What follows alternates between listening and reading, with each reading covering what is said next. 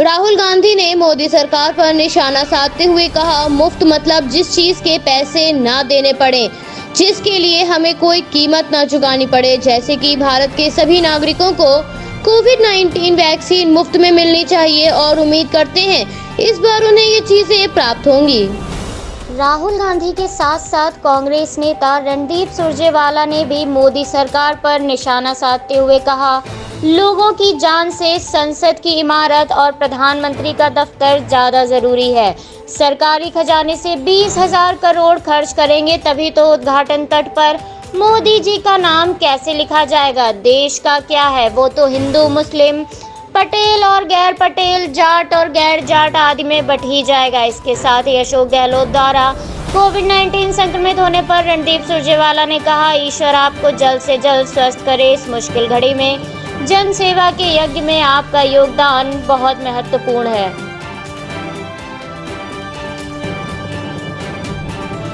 राष्ट्रीय राजधानी में कोविड-19 संक्रमण के कारण मौत का सिलसिला लगातार जारी है।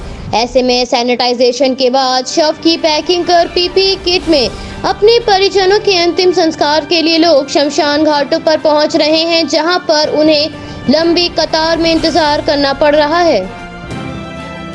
संक्रमण के कारण अपनों को खोने वाले लोग इस कदर भय में हैं कि अब उनके मुंह से उफ तक नहीं निकल रही। संक्रमण के कारण मौत की बढ़ती संख्या में शमशान में शव को अंतिम संस्कार करने से पहले किसी को बात करने की फुर्सत नहीं मिल रही है। द्वारका सेक्टर 24 के शमशान घाट में तयशुदा से 25 गुना अधिक शवों का रोजाना अंतिम संस्कार किया जा रहा है। संक्रमण के कारण राष्ट्रीय राजधानी के हालात इस तरह बिगड़ चुके हैं कि अस्थियां सुरक्षित रखने के लिए अब लॉकर भी उपलब्ध नहीं हो रहे हैं। संक्रमण की चपेट में आकर जान गंवाने वाले लोगों की संख्या इतनी ज्यादा है कि एक चिता के बुझने से पहले दूसरे शव का अंतिम संस्कार शुरू हो जाता है। शवों के अंतिम संस्कार के लिए एमसीडी की ओर से 2800 का रेट तय किया गया है। शमशान में लकड़ियों के साथ साथ सभी जरूरी सामान रखे गए हैं ताकि किसी को मुश्किल का सामना ना करना पड़े।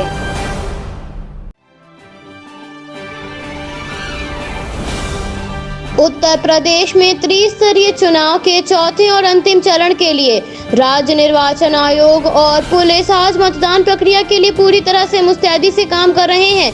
17 जिलों में हो रहे चुनाव के लिए 19,035 मतदान केंद्र तैयार किए गए हैं। अंतिम चरण के मतदान में 2,98,00,000 से ज्यादा मतदाता अपने मताधिकार का प्रयोग करेंगे। 17 जिलों में 738 जिला पंचायत वार्ड के जिला पंचायत सदस्यों के लिए 10,679 उम्मीदवार चुनाव मैदान में उतरे हैं। कोरोना काल के बाद भी लोगों में मतदान प्रक्रिया को लेकर उत्साह नजर आया। अलीगढ़ में चौथे चरण के मतदान के लिए सुबह 7 बजे से ही मतदाताओं की लंबी कतार लग गई। हालांकि 2 प्रत्याशी गुटों में झगड़ा हो गया, जिसे शांत कराने के लिए पुलिस को आना पड़ा।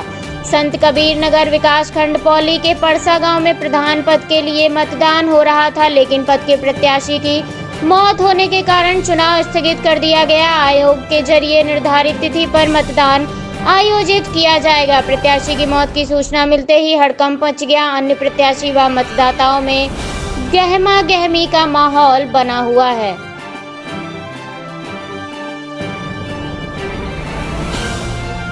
भारत में कोविड-19 संक्रमण के मामलों में लगातार बढ़ोतरी होने के साथ साथ राष्ट्रीय राजधानी में भी इस महामारी से सबसे ज्यादा प्रभावित होने वाले राज्यों की सूची में शामिल है, जिस वजह से राजधानी के अस्पतालों में बेड ऑक्सीजन के साथ साथ अब संक्रमण की जांच के लिए भी लोगों को परेशानियां हो रही हैं। प्रतिदिन बढ़ रहे मामलों के कारण अस्पतालों में मरीजों की संख्या भी लगातार बढ़ रही है, जिस वजह से अस्पताल की स्वास्थ्य व्यवस्था चरमरा गई है। संक्रमित मामलों में लगातार वृद्धि हो रही है। 14 अप्रैल तक राष्ट्रीय राजधानी में लगातार जांच का आंकड़ा बढ़ रहा था, जिससे संक्रमित मरीजों की पहचान जल्द से जल्द की जा रही थी, लेकिन इसके बाद स्थिति बिगड़ती गई और यह आंकड़ा नीचे चला गया। संक्रमण दिन प्रतिदिन बढ़ रहा है। ज्यादातर प्राइवेट लैब ने दिल्ली में होम कलेक्शन पूरी तरह से बंद कर दिया है। कुछ लैब ये सेवा दे रही है, लेकिन उसके लिए एडवांस पेमेंट करना आवश्यक है। सरकारी अस्पतालों की जांच संख्या भी कम हो गई है। दिल्ली लक्ष्मी नगर इलाके में 2 डिस्पेंसरी हैं, लेकिन दोनों में से किसी में भी RT-PCR जांच नहीं हो पा रही है। जांच की स्थिति को लेकर स्वास्थ्य विभाग से संपर्क किया गया है, जिसके बाद विभाग के एक अधिकारी ने बताया लैब पर भार अधिक होने के कारण वेटिंग लिस्ट बढ़ती जा रही है। सभी प्राइवेट और सरकारी लैब इस समय क्षमता से अधिक काम कर रही हैं। इस स्थिति से बाहर आने की दिशा में भी प्रयास किए जा रहे हैं।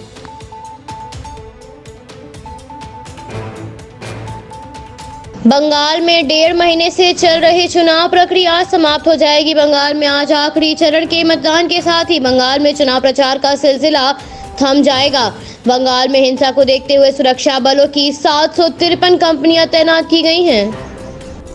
पश्चिम बंगाल में आज आखिरी चरण का मतदान किया गया, जिसमें सुबह 9 बजे से ही मतदाताओं द्वारा अपने मताधिकार का प्रयोग करने के लिए उत्सुकता नजर आई। मालदा से भाजपा उम्मीदवार गोपाल चंद्र द्वारा अपने मताधिकार का प्रयोग किए जाने के बाद कहा, शाहपुर में 18 अप्रैल को मैं एक जनसभा संबोधित कर रहा था, जिस दौरान मुझे गोली लगी और मुझे अस्पताल भर्ती किया गया। ये टीएमसी और कांग्रेस के गुंडों में किसी एक का काम है। यहाँ टीएमसी ने जंगल राज मचा रखा है। मतदान के दौरान लोगों में काफी उत्साह नजर आया। दिव्यांग लोगों ने भी जमकर वोटिंग की। हालांकि मतदान के दौरान केंद्रों पर कोविड-19 गाइडलाइंस की धज्जियां उड़ती हुई साफ नजर आई। अभिनेता और भाजपा नेता मिथुन चक्रवर्ती ने भी अपने मताधिकार का प्रयोग कोलकाता के काशीपुर बेलगाचिया में किया।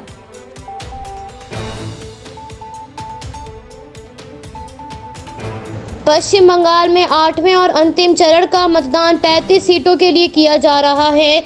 मतदान के दिन भी बंगाल से हिंसक खबरों का सिलसिला थमने का नाम नहीं ले रहा है।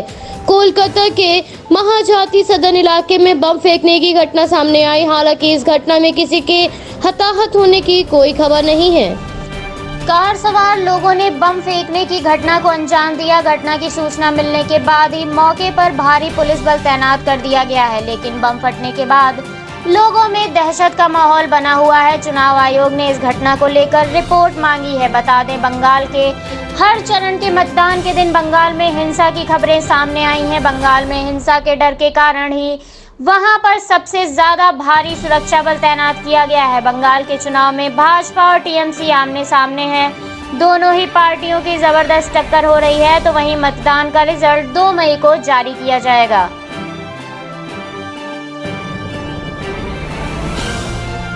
भारत में कोविड-19 संक्रमण की दूसरी लहर काफी भयानक साबित हो रही है।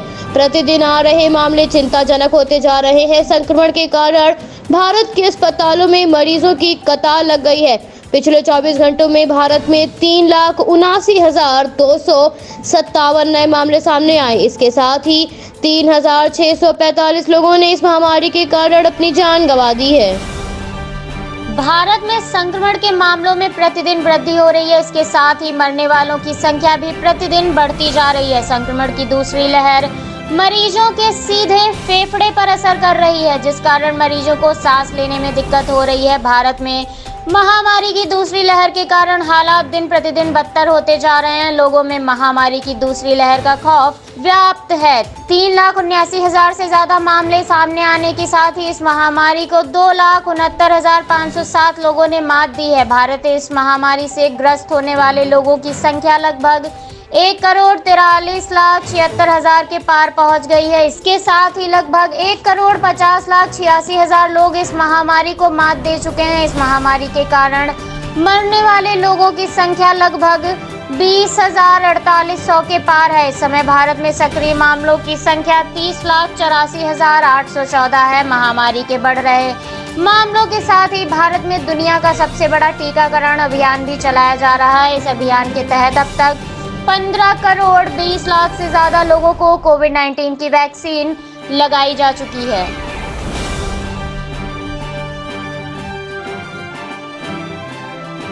कल का आईपीएल का 23वां मुकाबला चेन्नई सुपर किंग्स और सनराइजर्स हैदराबाद के बीच खेला गया, जिसमें सीएसके ने 7 विकेट से एसआरएच को मात दी। इसके साथ ही सीएसके की ये 6 मैचों में लगातार 5वीं जीत है, जिसके बाद सीएसके पॉइंट टेबल पर नंबर 1 पर पहुंच गई है।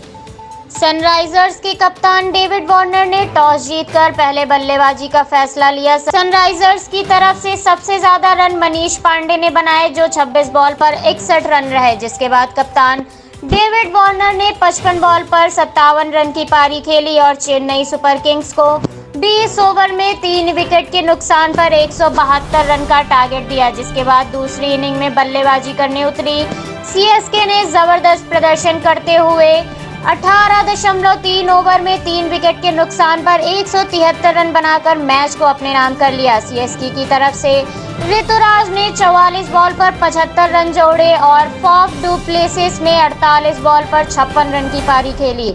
ओपनिंग पार्टनरशिप ऋतुराज और डुप्लेसी की जबरदस्त रही, जिसके कारण सीएसके को एक तेज शुरुआत मिली।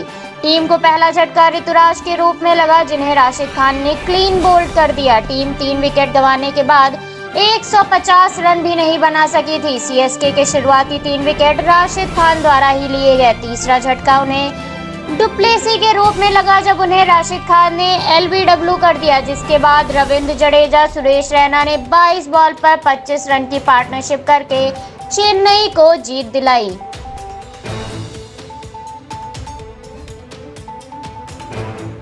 कोविड-19 संक्रमण की दूसरी लहर से ग्रस्त भारत की मदद के लिए कई देश आगे आ रहे हैं। इसी कड़ी में रूस ने भी अपना नाम जोड़ दिया है। भारत में रूस की तरफ से पीएम केयर्स फंड से 1 लाख ऑक्सीजन कंसंट्रेटर्स खरीदने के लिए फैसले की जानकारी दी गई है। प्रधानमंत्री से कल रूस के राष्ट्रपति ने बात कर भारत के हालातों की जानकारी ली। रूस की तरफ से भेजे गए 2 कार्गो विमान दिल्ली एयरपोर्ट पर लैंड कर चुके हैं। इन विमानों में 20 oxygen concentrator, 25 ventilator, 150 bed side monitors और दवाइयां हैं। रूस के राजदूत ने कहा, संक्रमण की जंग में दोनों देश एक साथ खड़े हैं। इसके मद्देनजर मई 2021 से स्पुतनिक वी वैक्सीन की भी सप्लाई शुरू हो जाएगी। भारत के प्रधानमंत्री ने रूस के राष्ट्रपति से फोन पर हुई वार्ता की जानकारी देते हुए कहा, हम लोगों ने कोविड-19 महामारी की स्थिति पर चर्चा की है। मैं महामारी के इस दौर में भारत की मदद करने के लिए राष्ट्रपति पुतिन को धन्यवाद देता हूं।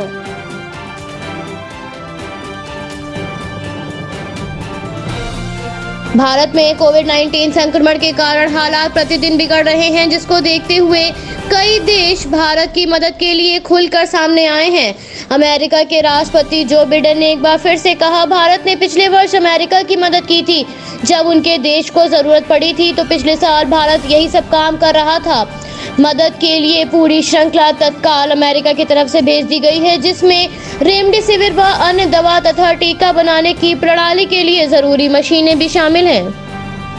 अमेरिकी सांसद के डेमोक्रेटिक और रिपब्लिकन सांसदों ने जो बिडेन के भारत को मदद की कोशिशें और अधिक बढ़ाने के लिए पूरी तरह समर्थन दिया है। सीनेट में विदेश मामलों की समिति के वरिष्ठ सदस्य ब्रेट सरमन ने कहा, भारत की मदद हमारा नैतिक दायित्व है। मुझे खुशी है कि व्हाइट हाउस भारत को जीवन रक्षक चीजें मुहैया करा रहा है। इसके साथ ही भारतवंशी सांसद रो खन्ना ने कहा, मुझे उम्मीद है कि राष्ट्रपति फाइजर के सीईओ से बात करके भारत को कम से कम 6 महीने या 1 साल के लिए टीका का निर्माण करने देंगे। फाइजर, मॉडर्न जैसी कंपनियां व यूएस चैम्बर ऑफ कॉमर्स जैसे संगठनों के विरोध के बावजूद खन्ना ने कहा, भारत एक बड़ा बाजार है और दीर्घकालिक रूप से अनुमति अमेरिका के आर्थिक हित में रहेगी। भारत के लिए सिंगापुर, कनाडा, न्यूजीलैंड और दक्षिण कोरिया ने भी मदद का हाथ आगे बढ़ाया है। कनाडा के प्रधानमंत्री ने भारत को $1 करोड़ की मदद देने के लिए कहा है, जिसमें आर्थिक चिकित्सा आपूर्ति शामिल है।